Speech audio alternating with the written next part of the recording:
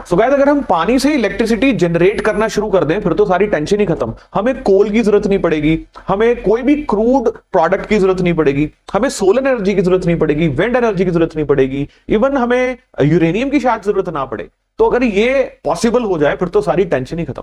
But क्या ये possible है भी है कि हम समुद्र के पानी से इलेक्ट्रिसिटी जनरेट करना शुरू कर दें? बिल्कुल पॉसिबल है, और इसी के ऊपर वर्ल्ड में एक्सपेरिमेंट भी हो रहे हैं जिसके बारे में मैं आज आपके साथ बात करने वाला हूं, जिसमें मैंने बोला what is ITER, very much important, and what is tokamak.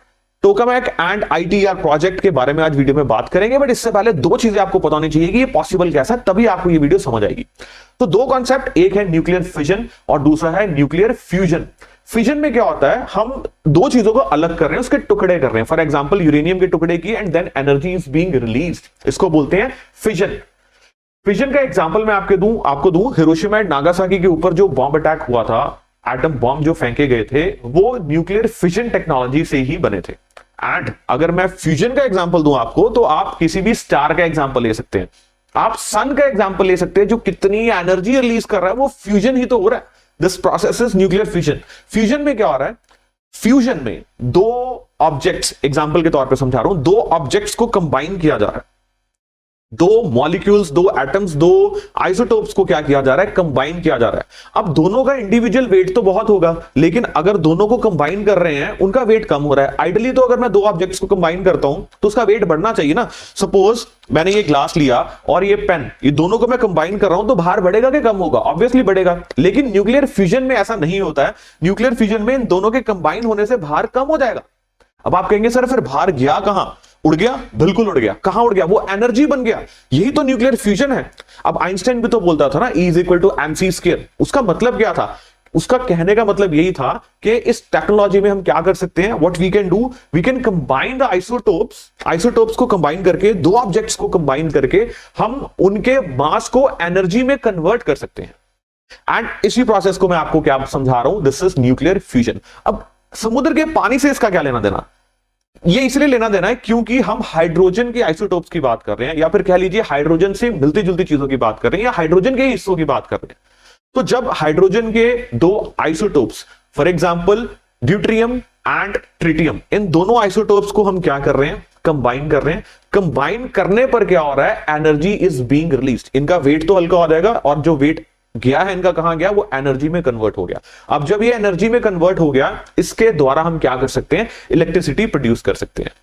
अब ये इतना कहना आसान था, इसको करा कैसे जा सकता है, उसके लिए प्रोजेक्ट्स, दुनिया में एक्सपेरिमेंट ऑलरेडी किए जा रहे हैं।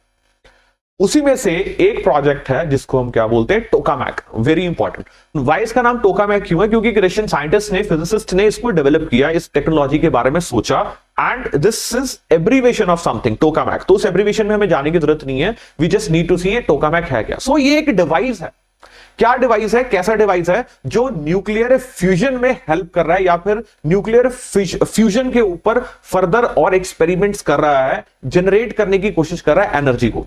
अब इस टोकामैक में क्या होता है, टोकामैक में there is a wall of this tokamak, and उसके सेंटर में plasma is being heated more and more. मतलब प्लाज्मा को प्रॉपर तरीके से हीट किया जा रहा है। Now you will say what is plasma. आप इतना समझ लिए, एक ऐसी गैस जिसका जो टेम्परेचर है वो बहुत ज्यादा होता है, इतना ज्यादा होता है कि वो अपनी प्रॉपर्टीज लूज करना शुरू कर देती है। इसलिए इसको फोर्थ स्टेट ऑफ मैटर भी बोलते हैं। सॉलिड, लिक्विड, गैसियस स्टेट के बाद प्लाज्मा को हम फोर्थ स्टेट ऑफ मैटर भी बोलते हैं। तो मैंने क्या बताया, टोकामैक एक डिवाइस, उस डिवाइस या एक मशीनरी, उस मशीनरी के अंदर प्लाज्मा को ट्रैप करने की कोशिश की जा रही है। प्लाज्मा को ट्रैप क्यों किया जा रहा है? क्योंकि अगर प्लाज्मा को ट्रैप नहीं किया जाएगा तो वो वॉल से टकराएगा, तो जो टेम्परेचर मेंटेन करने की कोशिश की जा रही है वो मेंटेन नहीं होगा। अब आप कहेंगे उसको ट्रैप कैसे किया जा रहा है?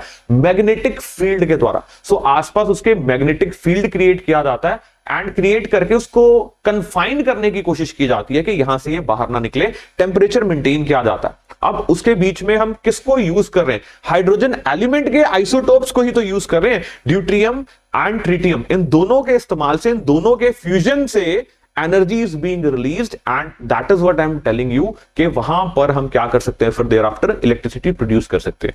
अब टोकामैक तो हो गया एक जेनरिक शब्द, अब उसी का एक पर्टिकुलर वर्जन क्या है हमारे पास, ITER, जो कि फ्रांस में एक एक्सपेरिमेंट है। We call that international thermonuclear experimental reactor, ITER।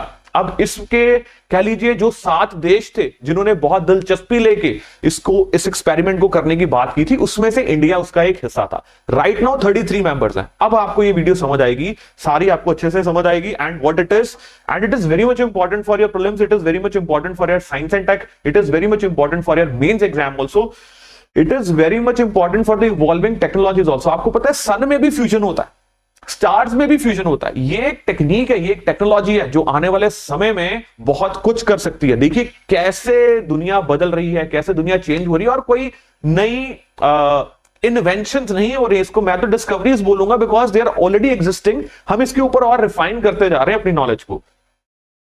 So Modi visits ITER। What is ITER project, explain, चलिए देखते हैं इसको। So prime minister Narendra Modi ने अपनी विजिट फ्रांस में जो AI समिट पे है, he also toured what ambitious international thermonuclear experimental reactor, जिसको ITER बोल रहे हैं, या फिर मैंने क्या बोला ब्रॉडर टर्म्स में टोकामैक। टोकामैक क्या है, एक एक्सपेरिमेंट ही है, एक डिवाइस है जो क्या कर रहा है, न्यूक्लियर फ्यूजन के एक्सपेरिमेंट्स करता है। सो बोथ लीडर्स मतलब फ्रांस के प्रेसिडेंट की भी मैं बात कर रहा हूं, both leaders commended the advancements made at ITER, particularly assembly of world's largest tokamak. अब इसकी स्पेशलिटी क्या है ITER की, कि ये दुनिया का लार्जेस्ट टोकामैक है। अगर हम रशिया के टोकामैक की भी बात करते हैं तो उसके भी वेट से, उसके भी स्केल से कहीं ज्यादा। So world's largest tokamak is over here in France.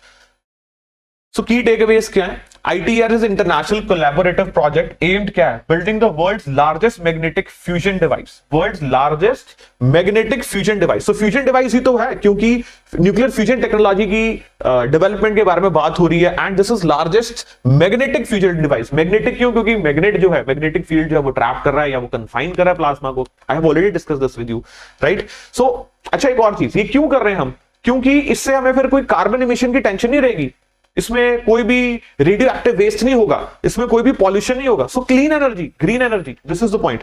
So design to prove the feasibility of fusion as a large scale and carbon free source of energy. Presently as many as total 33 nations are there including India, those who are collaborating on ITER project. So 7 ITER members थे, जिसमें ये बहुत important है, China, India, European union, Japan, Korea, Russia and United states. तो ये 7 members के नाम आप याद रखिएगा। ये कब से, कितनी डेकेड से एफर्ट्स चल रहे हैं इनके। सबसे पहले इसका आइडिया कंसीव किया गया था 1985 में, ये भी डेट इंपॉर्टेंट है। और डेवलपमेंट कब से शुरू हुई इसकी, 2005 से इसकी डेवलपमेंट चल रही है। ड्यूटेरियम एंड ट्रिटियम जो मैंने आपको बताया, इन दोनों को, they are the isotopes of hydrogen, hydrogen के ही आइसोटोप्स हैं, हाइड्रोजन का ही हिस्सा है, एंड इनका इस्तेमाल करके फ्यूजन रिएक्शन की जा रही है। और बोला जा रहा है कि it is expected to begin, ये जब फ्यूजन कामयाब होने की कब पॉसिबिलिटी है, 2039 में। और कौन से आइसोटोप्स का इस्तेमाल किया जा रहा है, इन दोनों का। और प्रोड्यूस क्या किया जाएगा, 500 मेगावाट ऑफ फ्यूजन पावर। ये एक कह लीजिए आप बहुत बड़ा स्टेप होगा टुवर्ड्स क्लीन एनर्जी।